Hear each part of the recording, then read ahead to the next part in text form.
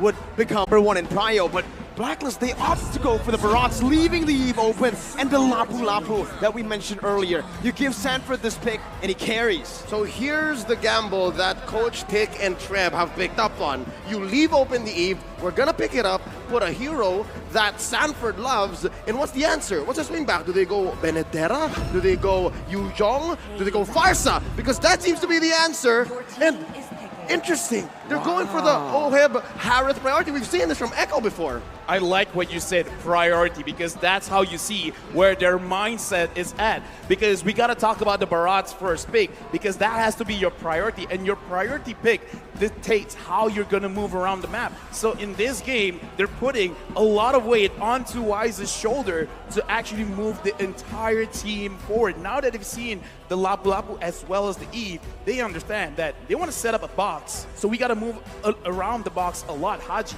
signature pick on the Farsa, and the Harvey, it's kind of like setting up. It's like, I don't care what kind of marksman you're going to pick. I'm going to be able to survive my lane and actually impact the game at, I would say, the mid stages of the game. Now, though, you can already see the respect being given over, right? Blacklist International, this is the draft that they've went for. A lot of magic damage. Without the S picked up in the early phase here for Blacklist International, Echo will take that away. Secondly, though, you can expect Edward to actually get counter or just targeted here. Maybe the Benedetta ban comes through because Blacklist still need a physical damage threat, but they still are going to try to nail down Venus's hero here. The Estes, now the Diggy. Okay, so looking at Echo, they really want to make sure that when they dive, it is successful. But before that, we got a quote from Oh My Venus saying, we're kind of expecting that teams will ban the Estes, and we're actually prepared for it. I'm looking forward to see Estes in the banning section. And now, it has been banned. And what better place to show your maximum potential in the grand finals of the world stage? With the Lolita being picked up here by Echo, they're leaving Benny Curie in both a dangerous and also protected spot, because again, they want to make sure that he isn't fully countered, but also you gotta wonder what else is out left there, because the Beatrix is out, the Brody is out, Matilda. They themselves banned out the carry and the 1-1. Are you seeing a carry here? Oh, rather a Matilda? Yeah, I'm thinking Matilda and Blacklist International lock it up. The Benedetta 2 earlier on. They need a physical damage threat. And guess what? The Barats actually work super well with the Matilda, and that's the reason Echo banned out all these marksmen. They wanted to go for the Lunox, they wanted to go for some burst damage and some more magic damage, knowing that Sanford on the Lapu likes to go for just a lot of damage. Remember, yesterday we saw the Hunter Strike, the Bloodlust Axe. This is a very physical Lapu. I would say, with the draft coming in from Blacklist International, this is a very good draft to start game #1, because it is a very simple draft. This is what is going to give you confidence moving to game 2 onward. So honestly, I'm liking the draft coming in from Blacklist, because you can make very little mistakes with this kind of draft, with this kind of gameplay. Yep, signature picks for all of our defending champions. For Echo, I'd like to say the only thing that's missing for me is the split push potential from Benny Curie. It's not as potent when you're on a hero like Lunox, but what it does have is amazing team fight engagement. A lot of damage when you hit your power spike. Ladies and gentlemen, here we go.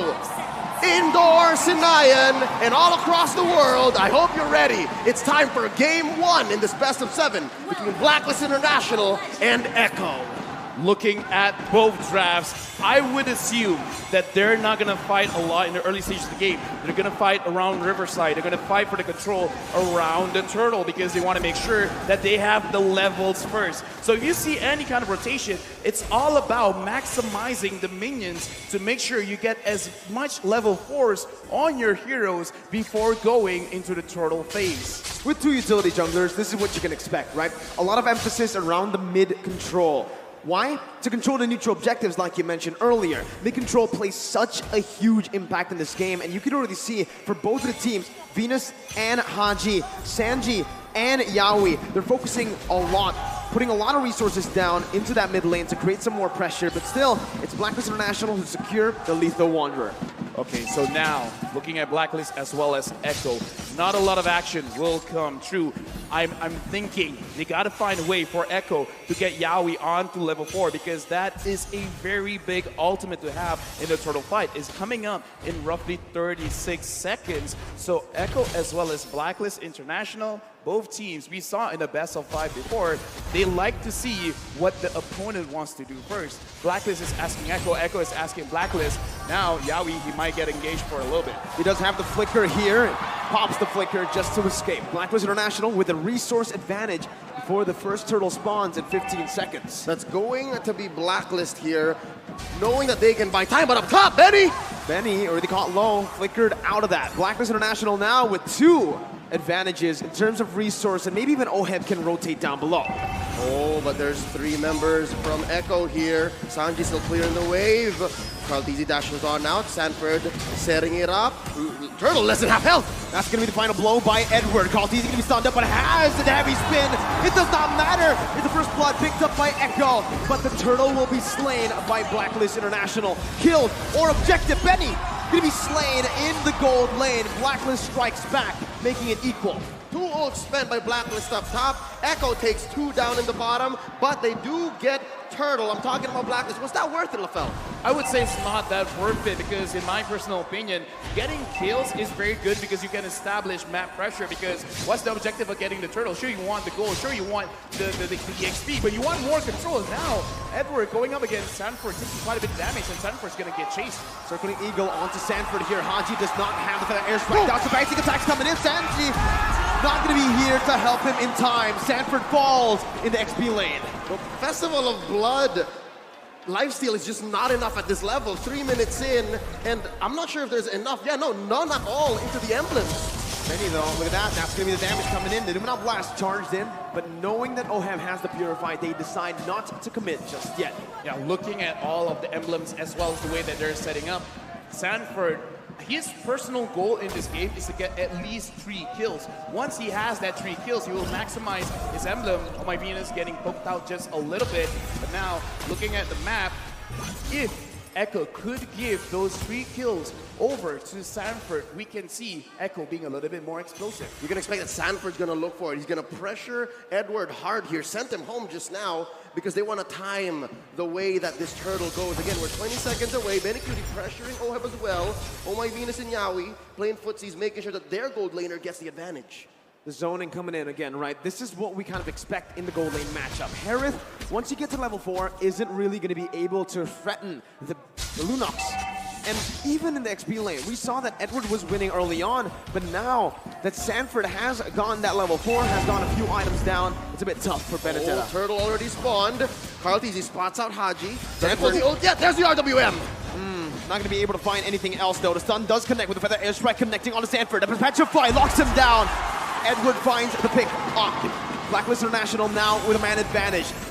Rotating around the turtle, circling Eagle onto Yaoi. He's going to be able to find the stun. Carltese jumping in. Numenal Blast charged in with the flicker as well. Oheb with no Purify here. Doesn't use it just yet. Why still winning the Retribution battles and pop? This is on force. Now Yaoi going to be able to dodge away for now. That's a lot of burst damage as Yaoi will be slain by Edward. Echo losing out in the straight. Blacklist has amazing battlefield awareness. They knew exactly where every member of Echo was. They almost threatened orange steal from Carltese, but they're not done. A stun and a knock-up. It's still Matilda Airlines here for Blacklist International. Blacklist is showing what they want to do with this draft. You want to establish control. You want to make sure that the Riverside, you're winning. And the specialty of having a Matilda is when someone overextends, they're not really overextending. In their previous fight in the Turtle, they were very focused. What do we want to do? Turtle first, but now they want to kill. And they get it, right? It's onto Venus, the roamer. Anything that Echo can get here in the first 5 minutes, they will. In the first 2, they were willing to trade and get some advantages, but now wait, a stun onto Oheb, forced out the 7 force. Pops the Purify as well. The real world inflation almost catches Oheb, but he is able to get out of that one. Haji rotating towards the gold lane with a feather airstrike to clear it out, protecting his tier 1 up top. This is difficult because we said for Echo, for them to win, they have to win the lanes. Here in the early game, not exactly the story because Blacklist now ahead maybe 1.5K. LaFell, what's going on? I would say it's not enough because Blacklist, they understand this as well. So as long as they delay, as long as they wait for OHEB to get 2 items, then it's basically they're already doing at least half of their win condition. So it's not about Echo not doing it. It's more about Blacklist seeing this time and time again. We understand how your draft works, so we're just going to play around it. So even though, okay, so here's the thing. Echo, they needed to win by 2K, by 2,000 gold. That's LaFell's threshold. So if Blacklist having 1.5K lead ahead, they're really at the driver's seat. Well, right now, it does seem that way, but Echo are going to be able to force it out. OHEB going to be caught low, but Venus comes in to save OHEB again. Haji with the rotation, circling, eager to lock Yaoi down. Good selection right now. So the airstrike will come through. Yaoi going to be able to get the stun down onto Venus before he gets taken low. Now, guess who's here? It's Sanji with real-world inflation. Jumping in, but that you go. It's going to be the guiding way. Haji going to be slain, though, by Benny, who uses the chaos to take him down. Sanji still poking Venus down. Echo are looking to get the siege down onto the tier 1. Meanwhile, on the turtle side, Carl TZ is going to be taken low with Sanford with the 2v2. That's going to be the bravest fighter popped into the back line right now. Is Carl TZ going to be able to find it, and Wise is going to fall. Edward finding the stun onto 2 with an eye for an eye to dodge away from the CC. But still, Echo, they win out on that trade. Not just that trade, but on 2 fronts. They pushed up top, got a kill down bottom, and took the last hurdle of the game. We got a lot here because, again, 500 gold, that's great, but Sanford having 1 kill. He has 1 stack on his emblem, and now looking at this, Carl TZ is in too deep. He's looking for a steal here. He does get the orange buff, not punished enough by Black International. OHEB and Haji falling in the gold lane once again. We spoke about this. Winning lanes is how Echo can get it done, and Benny, 3 kills on him right now. Finest example of caster curse. You start talking about it, you start questioning it, and it comes up almost immediately. Yaoi with the Numenor Blast. Deathness welcome to cancel it out. That's the anti-CC coming in. As Sanji does the damage onto the tier 1. Bravest fighter by Sanford just to get out. Gets that anti-CC down, unstoppable. Meanwhile, Blacklist International trying to make their way up to the gold lane. Gonna be poked down by Benny as Carl TZ sieging down that tier 2 in the gold lane. Carl TZ gonna be careful here. Takes the turret down. Gets out with relative ease. What a swing for the House of Highlights. Unbelievable. I can't believe that maybe 4 or 5 minutes ago we were talking about how Blacklist was ahead, possibly way past the LaFell threshold, but now it's Echo who's pushing it, 2.5K ahead. Well, they have gone way and above the threshold, and the way that they did it is because they understand, okay, we're just going to stay in lane. There's no use trying to out-rotate Blacklist at this point, so we're just going to say because OHEB is going to be the one that's going to deal a lot of the DPS damage later on, so shut him down first. Right now, there might be a skirmish in mid. For the airstrike was used up just to clear up the waves. Echo, with this composition so far, can constantly be threatening these sieges. And also, they can also be looking for a lot of plays on the map. A lot of kill pressure here in their lanes. Yep, and that's why they're ranked first in average kills so far, 16 plus, because the way that they attack the game, the way that they approach it with their strategy is they want to convert from kills. They don't want to take objectives only. They want to win first and then go from there, which is, I think, what they're doing here. They're baiting the Lord. This is a Lord dance if I've ever seen one. Oh, Sanji's taken low. Edward jumps in, but Sanji flickers out on the final blow. The Petrify still available by Edward right now as he uses an eye for an eye, but Sanford notices that. Jumps in with the bravest fighter. A lot of resources spent already as Wise looks for a better position. Haji going to be able to actually dash in with the wings by wings. As that's the Numenor Blast connecting onto Edward. Edward going to be taken low, taken down by Sanford. And that's going to be a 50-50 play around the Lord. Wise here versus Carl TZ, and Carl takes it down. There's a bond force by OHEB. Not enough to deal the damage right now. Yaoi's going to be able to get the stun down onto Haji, who's going to be able to dash out of that one with the wings by wings. Feather airstrike to snipe Sanji down. Benny! With the dash, takes the kill onto Haji. Was that Benny Cutie DD? No, didn't even need the flicker. Dude, that was Benny QT. And again, looking at the items here, because we got to see whether they are strong now or not. Looking at Benny Cutie, having 3 core items, Cloud Destiny, Lightning Treasure, as well as Divine Glaive. Right now, oh my Venus getting engaged by Yaoi. Numenor Blast again, locking the Queen down. Venus gonna be chased down under the tier 2. Wise here providing the support. Carl TZ looking for an angle, but will back off for now. Tier 1 falling in the mid lane. Echo pushing the pace and the tempo. Thou shalt not take my queen, says Wise. Echo pressuring mid lane tier 2, even tier 2 down bottom. That's Sanford going solo, Lord up top. Echo is 5k ahead here, 11 minutes in. It's still not over because Blacklist International, they can still come back because they have a very beefy front line, as well as a lot of damage coming in from Haji and Oheb. Oheb just finished the Holy Crystal. Looking at the damage from Haji. Haji can't connect it just yet. Carl TZ is spotting people out. The Lord is here. Will Echo engage? They will. Luminal Blast charged up already. Just to zone the other members away. Oheb jumps in with some on-4. Twice in the front lines, providing the support. Real world manipulation, baited in. Sanji not dealing enough damage for now. Blacklist just backing off. Echo doing the same thing. Noticing they have the lead. It's disciplined plays from Echo. Relatively safe defense and siege from Echo. They did their best to get the most out of that Elemental Lord, but we have a Luminous one possibly coming up in a minute and a half, forcing out a feathered airstrike. Echo is relentless. They're not leaving. Yeah, but look at the way Blacklist, they're defending themselves because they're not necessarily sacrificing their own HP just to defend their base. Like, they're defending everything without taking too much. So now Blacklist, they're preparing themselves. In case Echo wants to engage, they can fight back. The problem is, Echo, they're not engaging. They know that they have a lead and they're not going to lose the lead.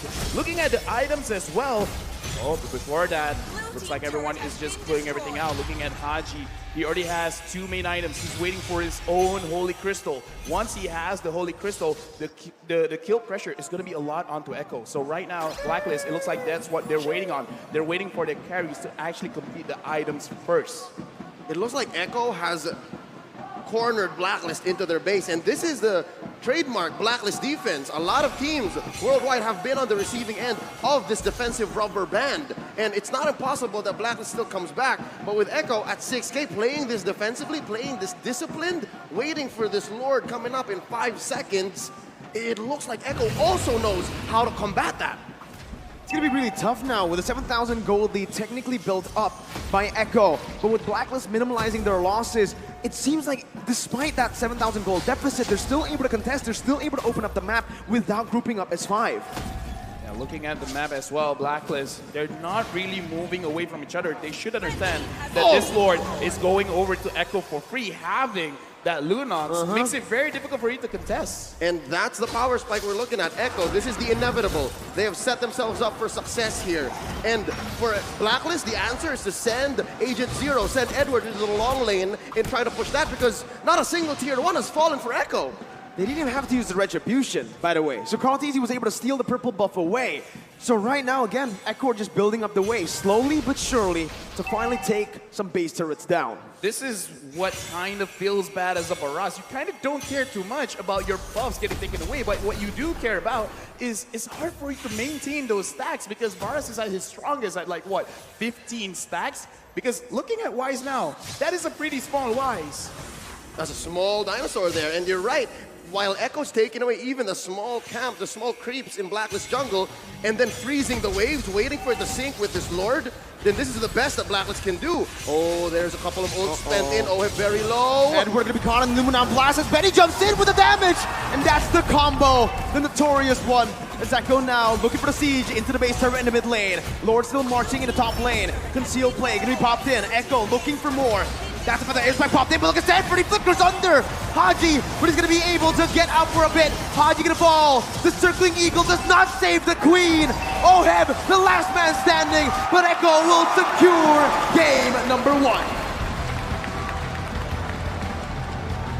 Ang limang Echo fans make noise all around as their team takes game 1. It's a long journey, folks. It's a marathon, not a sprint. So game 1 is great for momentum, but they still got to watch their